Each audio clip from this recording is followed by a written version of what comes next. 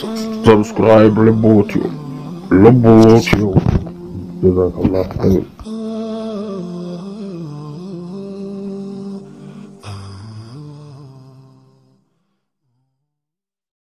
ደረባዬ ተገደለብኝ ሲልም ሰምቻለሁ ነው ያለው።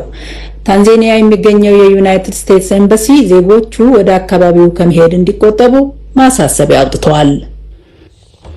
በኒጀር በመቶዎች የሚቆጠሩ የቦኮ ሐራም ታጣቂዎች ምሽቱን በኒጀር ወታደራዊ ይዞታ ላይ ባካሄዱት ጥቃት 16 ወታደሮችን ገድለው 9 የሚሆኑትን ማቁሰላቸውን የአገሪቱ መከላከያ ሚኒስቴር ባወጣው መግለጫ አስታውቋል።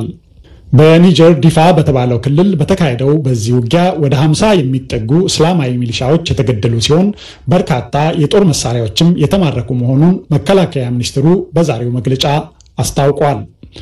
ቦኮ ሐራም እንደ አውሮፓ አቆጣጠር በ2019 በሰሜን ናይጄሪያ መንቀሳቀስ የጀመረ ሲሆን በየጊዜው የሚያካሂዳቸው ጥቃቶች ወደ አጎራባች አገሮች ወደ ቻድ፣ ካሜሩንና በቻድ ሐይቅ ሰርጥ ወደሚገኙ አገሮች እየተዛመተ መሆኑን ተነግሯል። አድማጮች ዜና የሚተላለፍላችሁ ዋሽንግተን ዲሲ ከሚገኘው ከአሜሪካ ድምጽ ራዲዮ ነው። የዩናይትድ ስቴትስ ባለስልጣናት ደቡብ ኤዥያን በመጎብኘት ላይ የሚገኙት ምክትል ፕሬዝዳንት ካማላ ሃሪስን የቪየትናም ጉብኝት እንዲዘገይ ምክንያት የሆኑትንና የሃቫና ሲንድሮም በሚል የሚታወቁትን ሁለት የጤና ሁከቶችን መንስኤ መመርመር መቀጠላቸውን አስታውቀዋል። ምርመራው ገና በጅማሬው ላይ መሆኑ የተገለጸ ሲሆን ምክትል ፕሬዝዳንቷ ከሲንጋፖር ወደ ቪየትናም በሚያደርጉት ጉዞ የሚፈጥረው ችግር ባለመኖሩ ትናንት ማክሰኞ ወደዚያው እንዲያመሩ መደረጉም ተገልጿል። ካማላ ሃሪስ ወደ ደቡብ ኤዥያ የሚያደርጉት ጉዞ ከአፍጋኒስታን ስደተኞችን በማውጣት ሂደት መካከል የሚደረግ ቢሆንም የአሜሪካ የውጭ ፖሊሲ አሁንም ለአጋሮች አለኝታ መሆኑን ለማስገንዘብ መሆኑም ተዘግቧል። የሃቫና ሲንድሮም በመባል የሚታወቀው የጤና ሁከት ቀደም ሲል በአሜሪካ ዲፕሎማቶችና በሌሎች የመንግስት ሰራተኞች በኩባ ዋና ከተማ ሃቫና ውስጥ በ2016 የተከሰተ አንጎልን የሚረብሽ የጤና ችግር መሆኑም ታውቋል። ሁለት የዩናይትድ ስቴትስ የምክር ቤት አባላት ቀደም ሲል ባልተገለጸ የጉዞ መርሃ ግብር ወደ አፍጋኒስታን ዋና ከተማ ካቡል መጓዛቸው ተገለጸ። የምክር ቤቱ አባላት ከጉዟቸው መልስ ትናንት ማክሰኞ በሰጡት መግለጫ እንዳስታወቁት የጉዟቸው ዓላማ ዜጎችን ከሀገር የማስወጣቱ ሂደት ያለበትን ሁኔታ ለመገምገም እንዲሁም የአሜሪካ ወታደሮች ከአፍጋኒስታን ተጠናቀው እንዲወጡ እንደ አውሮፓ አቆጣጠር ነሐሴ 31 የተያዘው ቀነ ገደብ እንዲራዘም በፕሬዝዳንት ጆ ባይደን ላይ ግፊት ለማድረግ መሆኑ ተነግሯል። በምክር ቤቱ የወታደራዊ ጉዳዮች ኮሚቴ አባላት የማሳቹሴትስ ዲሞክራት ሴት ሞልተን እና የሚቺጋኑ ተወካይ ፒተር ሜጀር ከጉዟቸው በኋላ ዛሬ በሰጡት መግለጫ ሁኔታውን እንደተመለከትነው በተባለው ጊዜ ውስጥ ሁሉንም ሰው ማውጣት አንችልም ብለዋል። ፕሬዝዳንት ባይደን ትናንት በሰጡት መግለጫ የማስወጣቱ ስራ በዚህ ወር መጨረሻ ላይ ይጠናቀቃል ብለዋል። ዋይት ሃውስም በዛሬ ጠዋት ማብራሪያው በ24 ሰዓት ጊዜ ውስጥ 19000 ሰዎችን ማውጣት መቻሉን አስታውቋል። ከነሐሴ አጋማሽ ጀምሮ እስካሁን የወጡት ሰዎች ቁጥር 82000 መድረሳቸውም ተመልክተዋል። በመጨረሻም የኮቪድ-19 ዜና የዩናይትድ ስቴትስ የመረጃ ማህበረሰብ አባላት የኮቪድ-19ን መነሻ ምክንያት ሆነው የቀረቡ መረጃዎችን ከተመለከቱ በኋላ ስለመንስኤው ይህ ነው ከሚል ድምዳሜ አለመድረሳቸውን ለፕሬዝዳንት ጆ ባይደን ማሳወቃቸው ተዘግቧል። ወረርሽኙ እንደ አውሮፓ አቆጣጠር 2019 ጀምሮ በመላው ዓለም 213 ሚሊዮን ሰዎች ለህመም መዳረጉና 4.4 ሚሊዮን ሰዎችን መግደሉን ከጆን ሆፕኪንስ የኮሮና ቫይረስ ምርምር ማዕከል የወጣው መረጃ ያስረዳል። ፕሬዝዳንት ባይደን ባለፈው ግንቦት የመረጃ ተቋሞቻቸውን በውሃን ቻይና ለመጀመሪያ ጊዜ የታየው ቫይረስ ከእንስሳት ወደ ሰዎች የተላለፈ ነው ወይስ ከውሃን ቤተ ሙከራ በድንገት ሾልኮ የወጣ ነው የሚለውን አጣርተው በ90 ቀን ውስጥ እንዲያቀርቡ ትዕዛዝ አስተላልፈው እንደነበረም ተነግሯል።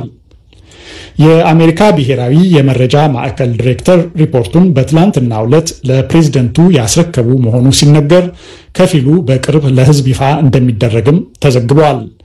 በተያያዘ ዜና በእንግሊዝ ይፋ የተደረገ አዲስ ጥናት የፋይዘር እና አስትራዜኒካ የኮቪድ-19 ክትባቶች ውጤታማነት ከ6 ወራት በኋላ እየቀነሰ መምጣቱን አመልክቷል።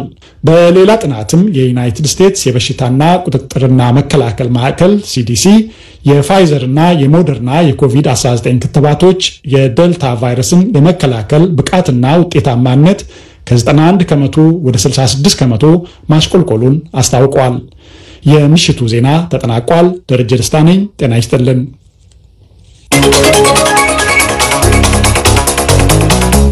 The Voice of America. ደረጀን ለሰዓቱ የዓለም ዜና አመሰግናለሁ። ክቡራትና ክቡራን አድማጮች የምትከታተሉት ከዋሽንግተን ዲሲው የአሜሪካ ድምፅ ራዲዮ ጣቢያ የአማርኛው ቋንቋ አገልግሎት የሚተላለፈውን ስርጭታችንን ነው። ከዛሬ ረቡዕ ነሐሴ 19 2013 ዓ.ም የምሽቱ አስተናጋጃችሁ አሉላ ከበደ ነኝ።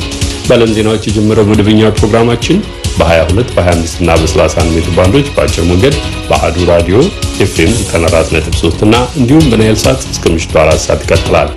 አሁን ወደ ቀዳሚው የዕለቱ አብይ ርዕስ ትኩረቱን ሰሜን ኢትዮጵያ ላይ በሆነበት ሰዓት በምስራቅ ወለጋ ከ200 በላይ ንጹሃን በታጣቂዎች መገደላቸውን የገለጹ አንዳንድ የፖለቲካ ፓርቲዎችና የሲቪክ ማህበራት መንግስት እነኚህን መሰል አካባቢዎች ለሚኖሩ ዜጎች ጥበቃ እንዲያደርግ ሲሉ ጥሪ አሰምተዋል። በምስራቅ ወለጋ ዞን ከሪሙ ወረዳ ታጣቂዎች በሳምንት በፊት በጥቃት በከፈቱበት ጊዜ የተገደሉት ዜጎች ከ231 በላይ መሆኑን የጠቀሰው እናት ፓርቲ ለምሳሌ ሴቶችና ህፃናት ይገኙበታል ብለዋል። የሸኔ ታጣቂዎች ያላቸው አሳቻ ጊዜ ተጠቅመው ንጹሃን መግደላቸውን የኦሮሚያ ብሔራዊ ክልላዊ መንግስት ቃል አቀባይ አቶ ጌታቸው ባልቻም ገልጠዋል። የሟቾቹን ቁጥር ግን አልጠቀሱም። የኦሮሚያ የጸጥታ አካላት ትኩረት በሚሹ የክልሉ አካባቢዎች ዘመቻ ላይ በመሆናቸውና በታጣቂዎች ላይ እርምጃ እየወሰዱ መሆናቸውንም አቶ ጌታቸው አመልክተዋል። የኢትዮጵያ ፓርላማ ሸኔ በሚል በአሸባሪነት ራሱን የኦሮሞ ነጻነት ሰራዊት በሚል የሚጠራውን ታጣቂ ቡድን እንደዚህ አይነት ውንጀላዎች ሲያስተባብል መቆየቱ ይታወሳል። የኦሮሚያ ክልል የመንግስት ኮሚኒኬሽን ቢሮ ኃላፊ የሆኑት አቶ ጌታቸው ባልቻን ያነጋገረው እስክንድር ፍሬው ነው። ተከታዩን አድርሶናል። የምስራቅ ወለጋው ግድያ የተፈጸመው ከአንድ ሳምንት በፊት መሆኑን ነው እናት ፓርቲ ባወጣው መግለጫ ያመለከተው። ፓርቲው እንዳለው ነሐሴ 12 2013 ምስራቅ ወለጋ ኪረሙ ወረዳ ከ231 በላይ ንጹሃን ዜጎች ተገድለዋል። የፓርቲው የሥራ አስፈጻሚ ኮሚቴ አባል መምህር ኪሮስ አጥናፉ ተከታዩን ለአሜሪካ ድምፅ አብራርተዋል። ወለጋ አካባቢ ላይ የተከሰተው እልቂት እጅግ የሚያሳዝንና ሊወገዝ የሚገባ ጭምር መሆኑን እናት ፓርቲ በአጽንኦት እናገራለን። በጣም ከፍተኛ የሆነ እልቂት ነው የተፈጸመው። ከእናቶች ያሉበት በተለይ ህጻናት፣ ምንም የማያውቁ ህጻናት፣ ሽማግሌዎች፣ ወጣቶች ዝርዝራቸውንም ጭምር ይዘናል። የሟቾችን ቁጥር ስሞቻቸውን ከነእድሜያቸው ልክ ይዘናል። እኛ መረጃዎቻችን ያለና እጅግ አዝነናል እና ግን የሚወገዝ ነው። እጅግ በዚህ በሰለጠነ በአንደኛው ክፍለ ዘመን ስልጣንን በጠመንጃ ኃይል አመጣለሁ ብሎ የሚያስበው ባይደራጀው ኃይል አንድ ልባት ሊወሰድበት የሚገባ ነው የሚል እምነት ነው ያለን። ፓርቲው በዚሁ መግለጫው መንግስት ከዋናው የጦር ግንባር በተጓዳኝ በአይን ቁራኛ መጠበቅ ያለባቸውን አካባቢዎች ለይቶ መከላከልና ማንቃት እንደነበረበት አስታውቋል። ራሱን የኦሮሞ ነጻነት ሰራዊት ብሎ የሚጠራው የኢትዮጵያ ፓርላማ በበኩሉ ሸኔ በሚል በአሸባሪነት የፈረጀው ቡድን ከንጹሃን ግድያ ጋር በተያያዘ የሚቀርቡበትን ወንጀላዎች ሲያስተባብል ቆይቷል። የቡድኑ መሪ ድሪባ ኩምሳ ለአሜሪካ ድምጽ ሲናገሩም ንጹሃንን ኢላማ አናደርግም ማለታቸው ይታወሳል። የጥቃቱ ሰለባዎችና መንግስት ግን ቡድኑ ግድያዎችን ሲፈጽም መቆየቱን በመግለጽ ይወነጅላሉ። በምስራቅ ወለጋ ኪረሙ ወረዳ የዛሬ ሳምንት በተፈጸመ ጥቃት ንጹሃን ዜጎች መገደላቸውን የኦሮሚያ ብሔራዊ ክልላዊ መንግስት ቃል አቀባይ አቶ ጌታቸው ባልቻ አረጋግጠዋል። የሟቾቹን ቁጥር በተመለከተ ያላቸው መረጃ ግን የተለየ መሆኑን በመጥቀስ በተለያዩ ወገኖች የወጡ መግለጫዎችንና የተሰጡ አስተያየቶችን መነሻ በማድረግ አነጋግሬያቸዋለሁ። ጥቃቱ መድረሱን ከሚያረጋግጡበት ይጀምራሉ አቶ ጌታቸው። እንዳልከው ምስራቅ ወለጋ በተባለው አካባቢ የሸኔ ታጣቂዎች ጉዳት ማድረሳቸውን ከዚህ በፊትም ለመገናኛ ብዙሃን ሰጥተናል። ጉዳቱ በንጹሃን ዜጎች ላይ የደረሰ መሆኑንና የክልሉ መንግስትም ሀዘን የተሰማው መሆኑን ገልጸን ነበር። የቁጥር ጉዳይ ሊለይ ይችላል። አሁን አንድ ዜጋችን በምንም መልኩ መሞት የለበትም። በዚህ ወቅት ሁለት ነገር ነው በክልሉ እየተሰራ ያለው። በዛ አካባቢ ጉዳት አድራሾቹ ወደ ወዲያውኑ የክልሉ ጸጥታ ኃይል በቦታው ደርሰው እርምጃ ወስደዋል። አሁን አካባቢ የተረጋጋ እና ሰላማዊ ነው ያለን መረጃ የሚያሳየው። ጉዳዩን መረጃውን አለ። እንግዲህ የፓርቲው መግለጫ ላይ ልቆይና አቶ ጌታቸው የጸጥታ ኃይል በአካባቢው በበቂ ያለመኖሩ ነው ለዚህ መነሻው አንዱ። በ3 ቀናት ልዩነት እንኳን የጸጥታ ኃይል ማስገባት አልተቻለም ይላል። ቃል በቃል ነው እየጠቀስኩ ያለሁት ከመግለጫው ላይ። አካባቢው ትንሽ ራቅ ያለ ነው፣ ከዞኑም ከወረዳው ዋና ከተማ ትንሽ ራቅ ያለ ነው። እርሻ ያለበት አካባቢ ነው። ቀድሞ ላይደርስ ይችል ይሆናል፣ ግን በነጋታው ደርሶ እርምጃ እንደወሰደ ነው ያለን መረጃ በክልሉ። በወቅቱ አሁን በወረዳ ደረጃ የጸጥታ አካላት ይኖራሉ፣ በቀበሌ ደረጃ ሚሊሻ ይኖረናል። የሚሊሻው ከህብረተሰቡ የተውጣጣ ኃይል ሆኖ ነው እዛ አካባቢ የሚንቀሳቀሰው። ግን 2-3 ቀን በላይ ቆየ የሚለው መረጃውን የለኝም። በዛ ደረጃም ሊሆን አይችልም። በነጋታው የክልሉ የጸጥታ ኃይል በዞኑ አካባቢ ያሉት የፌዴራል ፖሊስና የክልሉ ልዩ ኃይል በአካባቢ ደርሶ እርምጃ ወስዶ አካባቢውን ሰላማዊ እንዳደረገ ነው ያለን መረጃ የሚያሳየው። ግን በጥቅሉ መታየት ያለበት ጉዳት መድረስ የለበትም። ጉዳት ከመድረሱ በፊት መከላከል መቻል አለብን። ግን ይሄ አጥፊ ቡድን ወይንም ሽብርተኛው ቡድን አሳቻ ጊዜ ተጠቅሞ የክልሉ ጸጥታ ኃይልም ሆነ የአካባቢው የጸጥታ ኃይል በሌለበትና ባላሰበበት ነው እርምጃውን የወሰደው። በጅምላ ነው እርምጃውን የወሰደው። መረጃውን አለን። ከዛ በኋላ ግን እርምጃ እየተወሰደና አካባቢውን ወደ ሰላማዊ እንቅስቃሴ እየተመለሰ ያለበት ሁኔታ ነው ያለው። አሁን ተወሰደ ያሉት እርምጃ ብሔር ተኮር ወይም ሃይማኖት ተኮር ነው በእናት ፓርቲ እንደተገለጸው? እናንተ ያላችሁ መረጃ ምንድን ነው? ይሄ ቡድን ብሔርም የለውም፣ የሰው ዘር ጠላት ነው ብለን ፈርጀነዋል። የክልሉ መንግስት በግልጽ የተናገረው የሰው ዘሪን ነው በማጥፋት እርምጃ በመውሰድ በማሸማቀቅ የራሱን መኖር ማረጋገጥ የሚፈልገው። ስለዚህ እኔ ያለኝ መረጃ ከብሔርም ከሃይማኖትም ጋር የሚያገናኝ ምንም ነገር የለውም። ሁሉም ሃይማኖት ተከታይ እዛ ውስጥ አለ። የሁሉም ብሔር ነዋሪ እዛ ውስጥ አለ። የኦሮሞ አለ፣ የአማራ አለ። የተለያዩ ብሔሮች ናቸው እዛ አካባቢ የሚኖሩት። ጉዳቱ የደረሰባቸው ከየብሔሩ ነው፣ ከየሃይማኖቱ ነው። ሃይማኖትን ለይቶ ወይም ብሔርን ለይቶ የሚደረግ አይነት አይደለም። ሽብርተኛ ቡድን ብሔርን ይለያል፣ ሃይማኖትን ይለያል የሚል በዚህ ደረጃ የሚታይ እምነት ያለውም ኃይል አይደለም። ግን አንዳንዴ የሚፈለገው በዚህ ሀገር የሆነ ነገር ሲፈጠር ከብሔር ጋር ለማገናኘት እሱን ለማጋጋል እና ከሃይማኖት ጋር ለማገናኘትና ለማጋጋል የሚፈልጉ የፖለቲካ አጀንዳ ለማድረግ የሚፈልጉ ኃይሎች ካልሆነ በስተቀር እኔ ያለኝ መረጃ ብሔርም የሃይማኖትም መሰረት የለውም። ጥቃቱ የደረሰው የሳዶሮ ቅዱስ ገብርኤል እና ኩቴ አቦ ቅዱስ ጊዮርጊስ ቤተክርስቲያን አካባቢ ነው የሚልም ይጠቅሳል የፓርቲው መግለጫ። አካባቢው ሊሆን ይችላል። አሁን ስፔሲፊካሊ ሃይማኖት ተከታዮች ያሉበት አካባቢ ሊሆን ይችላል። ቤተክርስቲያኑ ያለበት አካባቢ ሊሆን ይችላል። አካባቢ ግን ጥቃቱ የደረሰው በሰው ላይ ነው። በሰው ላይ ጥቃት ደረሰ ማለት ከዛ በላይ ምንም የሚፈልገው ነገር የለም። በዛ አካባቢ ያለ ንብረት ወድሟል። የሰው የግለሰብ ንብረት፣ የመንግስት ንብረት እያወደሙ ነው በሚሄዱበት አካባቢ የሚወስዱት እርምጃ።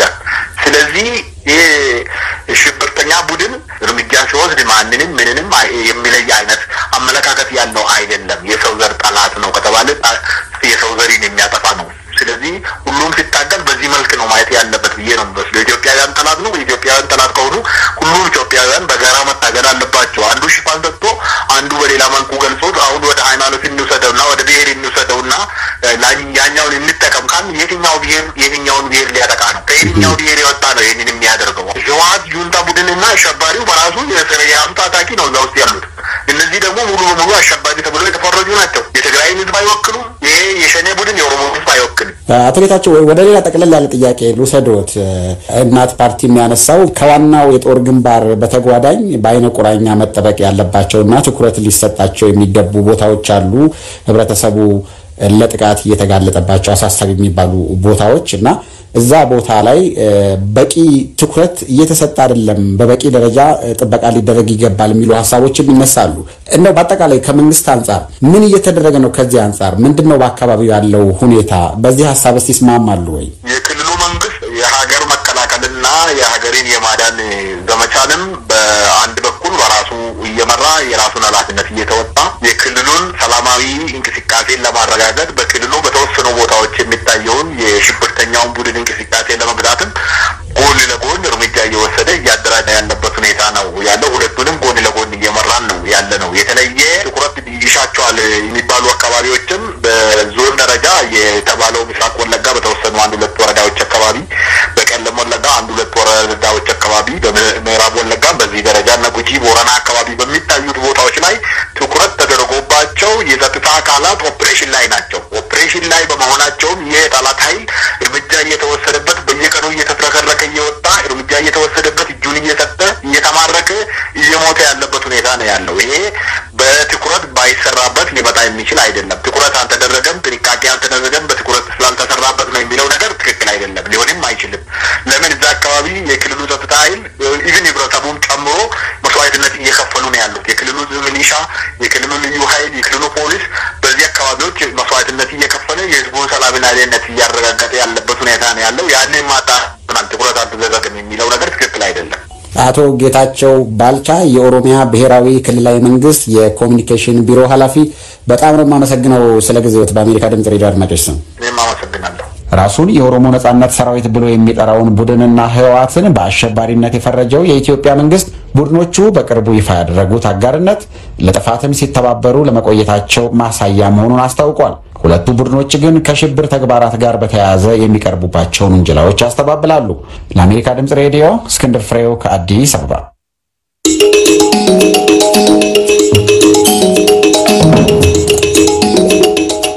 እስክንድርን ለዘገባው አመሰግናለሁ። በተከታዩ ዘገባ ደግሞ ወደ ጋምቤላ እንሻገራለን።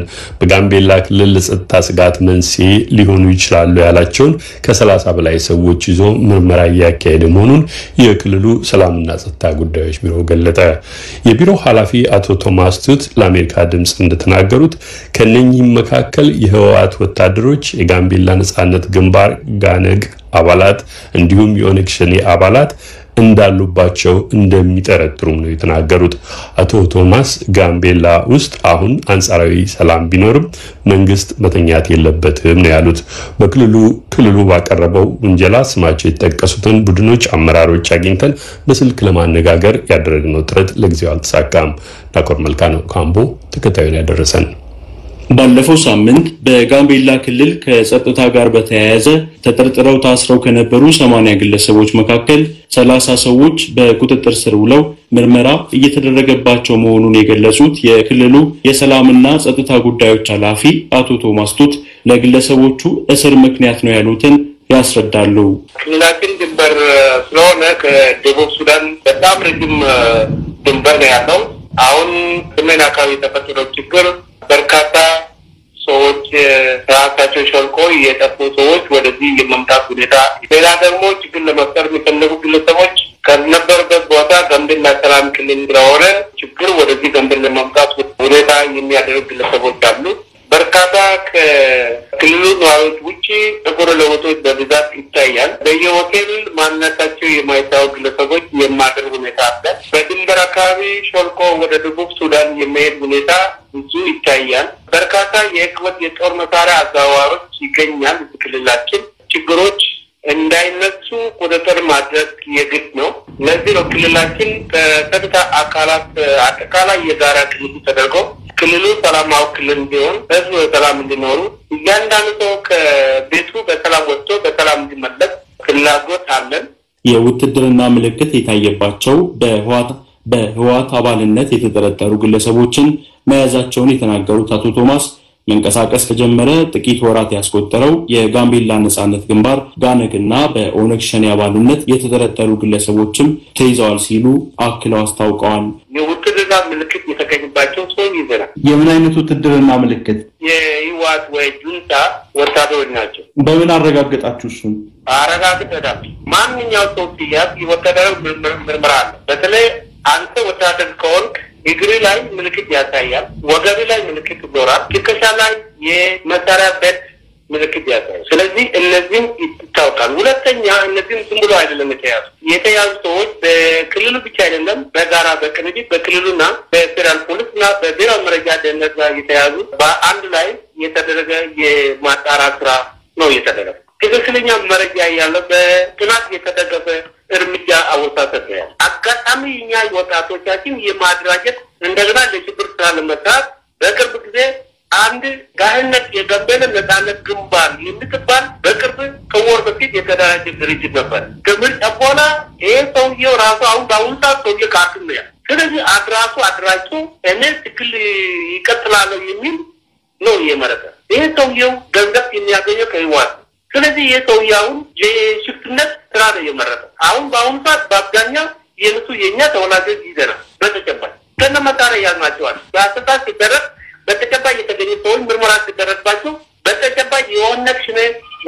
ተገኝቷል። ከደቡብ ሱዳንና ሱዳን ወደ ጋምቤላ የሚገቡና ከክልሉ ወደ ሁለቱ ሀገራት ድንበር እየተሻገሩ ህገወጥ የገንዘብና መሳሪያ ዝውውር በማካሄድ ተጠርጥረው የተያዙ ግለሰቦች እንዳሉ የክልሉ ሰላምና ጸጥታ ጉዳዮች ቢሮ ኃላፊ አመልክተዋል። ዋናው በድንበር አካባቢ አመልጦ ወደ ደቡብ ሱዳን የሚፈልጉ ግለሰቦች ነበሩ። በዚህ ጥቁማ የተያዙ ሰዎች ነበሩ። በተመሳሳይ መልኩ ወደ ፈጋት አካባቢ ወደ 8 ሰው ይዘናል። የያዝናቸው ዶላር አለ፣ የኢትዮጵያ ብር አለ፣ የሱዳን ገንዘብ አለ። በተመሳሳይ መልኩ የሚሊቴሪ ተገኝቷል። በተለይ የፖሊስ ማዕረግ አለ፣ የመከላከያ ማዕረግ አለ፣ ጨርቁም ተገኝቷል። እነዚህም ከደቡብ ሱዳን መሳሪያ ተቀብለው የመግዛት የኮንትሮባንድ ስራ እየሰሩ ነበር።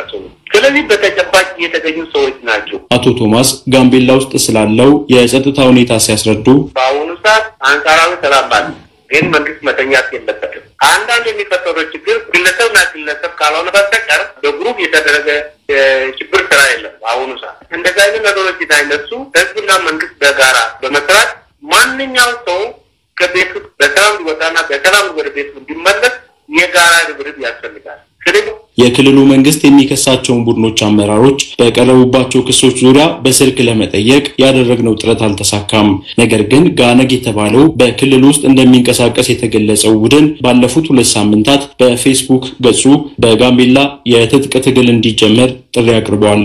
የኢትዮጵያ ሕዝብ ተወካዮች ምክር ቤት በሽብርተኝነት የፈረጃቸው ራሱን የትግራይ መንግስት ብሎ የሚጠራው የህወሓት ታጣቂ ቡድን እንዲሁም የኦሮሞ ነጻነት ሰራዊት ብሎ ራሱን የሚጠራውና መንግስት ደግሞ ሸኔ የሚለው ሸማቂ ቡድን በመንግስት የሚነሳባቸውንም ማንኛውም ቅሬታ እስካሁን ተቀብለው አያውቁም። ከሳምንታት በፊት ደግሞ በኢትዮጵያ መንግስት ላይ ጫና ለመፍጠር በጋራ ለመስራት መስማማታቸውን የሁለቱም ወገን አመራሮች መግለጻቸው ይታወሳል። ለአሜሪካ ድምጽ ናኮር መልካ ካምቦ።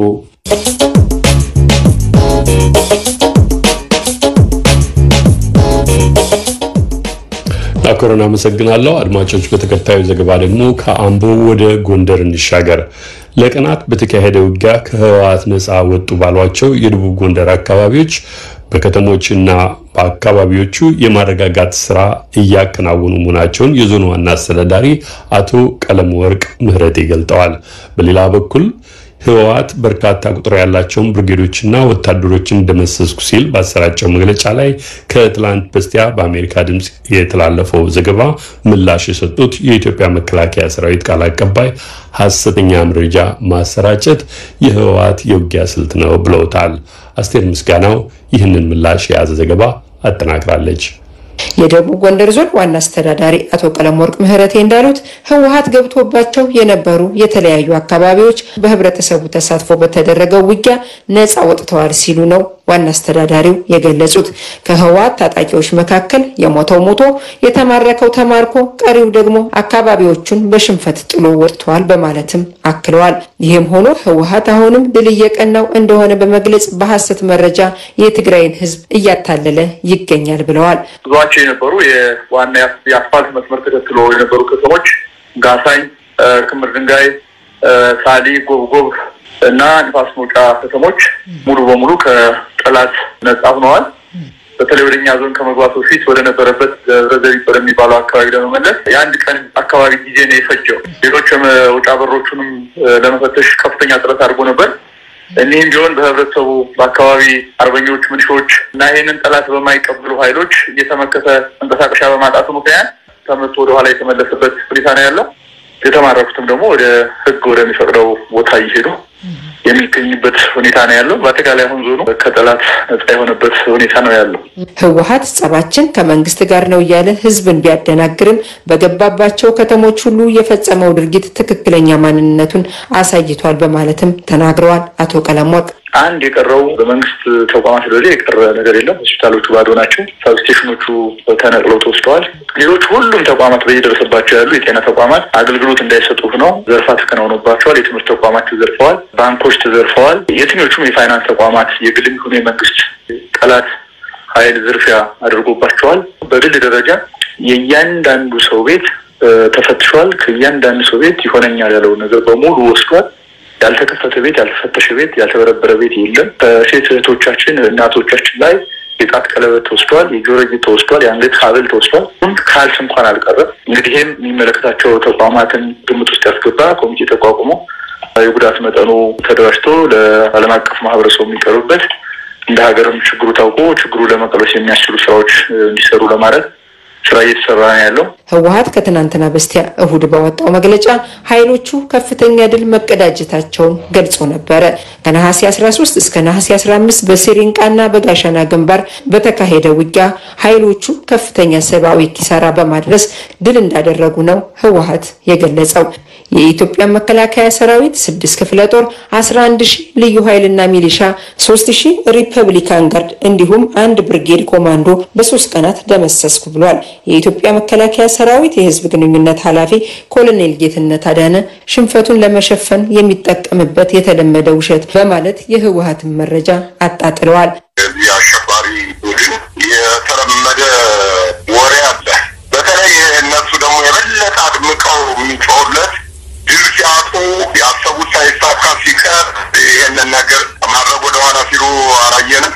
አሁን ሰሞኑን ያለ በተለይ መንግስታችን የተናጥል የተኩስ አቁም ውሳኔን አያላዋጣም አንስተናል ካለ በኋላ እየደረሰባቸው ያለውን ነገር ያውቁታል። እነሱ አሳምረው ነው የሚያውቁት። ስለዚህ ይህንን ለመሸፈን የተለያየ ፕሮፓጋንዳ መንዛታቸው፣ የተለመደ ውሸት መርጨታቸው ምንም የሚያባጣም አይደለም። እነሱ ቢሞቱም ይዋሻሉ እንደተባለው ነው እና ይህንን ያክል እነሱ ገደል ያለውን ያክል ቢደመር ክፍለ ጦሮቹን የሰው ኃይሉ ምናልባትም እንኳን ኢትዮጵያና አፍሪካም ሊኖራት አይችልም። አላልቅ ያለው የእነሱ ውሸት ስለሆነ ይሄ ደግሞ ለአንዴና ለመጨረሻ የሚያልቅበትን ሁኔታ ሰራዊታችን ይፈታል። ከተሞችን እኮ ይነስም ይብዛ ሰዎች ሲፈናቀሉ የነበረ እነዚህ ገጠራማ ከተሞችን የያዛቸው አንድም የፊት ለፊት ውጊያ አድርጎ የያዘው አንድም ስንዝር መሬት የለም። በመጀመሪያ ውሸቱን ይረጫል፣ እዛ በአካል መጥቶ ይገባል። ይሄ ነው የነበረው ስልቱ። ለመመለስም አሳፋሪ ነው እሱ ለዋሸው አንተ መመስ አፍራት። ለአሜሪካ ድምጽ ሬዲዮ አስቴር ምስጋናው ባህር ዳር።